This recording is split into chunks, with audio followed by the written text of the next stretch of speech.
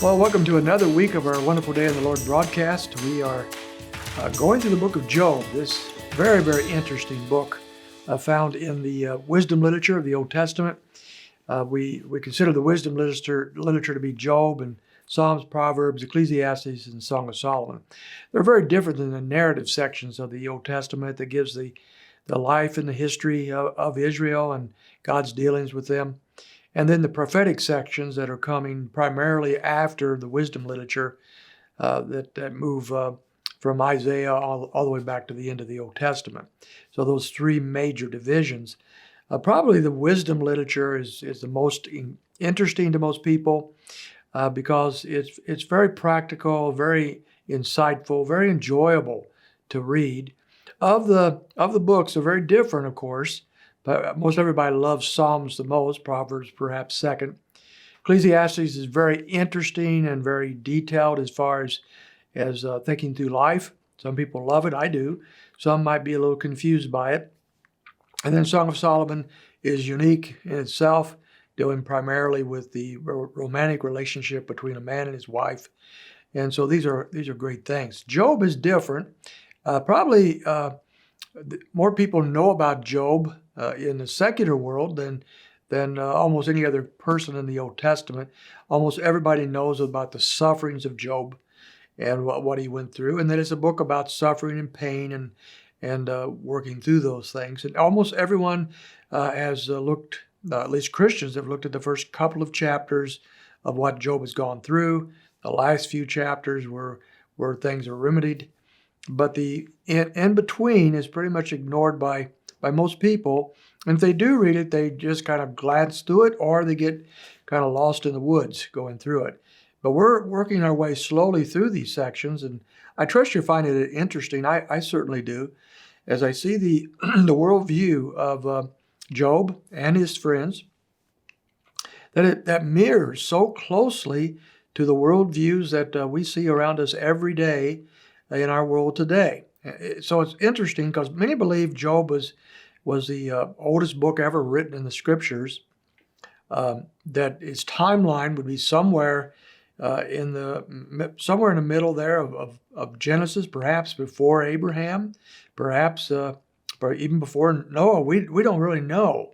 It was written many the events took place many centuries ago, and yet these individuals have the same worldviews, the same errors in understanding God and self and the world around us and how it functions that we find all over the world today.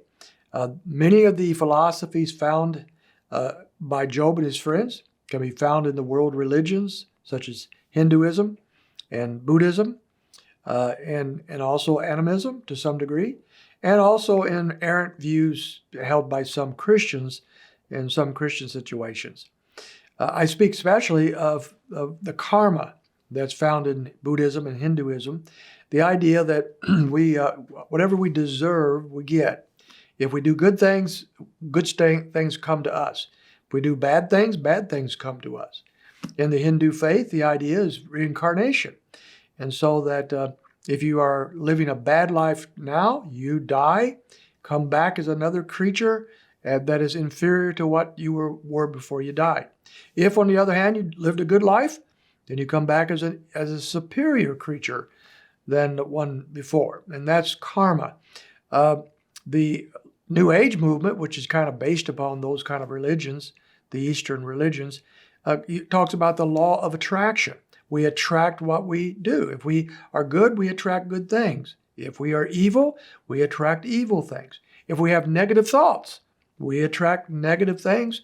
Positive thoughts, we have positive things. And that's the idea of the law of attraction found in the New Age movement. In Christianity, we have the prosperity gospel, the prosperity teachings that are very similar. Matter of fact, there's a lot of overlap with New Age teachings. We get what we deserve. If we speak positive things, we get positive things. If we come to Christ and live for Him, then He's going to bless us with all these physical blessings in life, including health and wisdom, wealth and success and those types of things. That's all dependent upon how we live. If we live a poor life, then all sorts of awful things come into our life, including suffering, physically, financial ruin, all these things. And so we see a very close parallel between what these men are teaching or saying in these conversations with what we see in our religions today, including Christianity. And so that is the way we're starting this week, just to show you as we move forward, these men's worldviews, how they view God and life and self, are very similar to what we do today, or think today in our world in general, those that don't know Scripture well. And we want to challenge that by knowing what Scripture says and go with the right teachings of Scripture.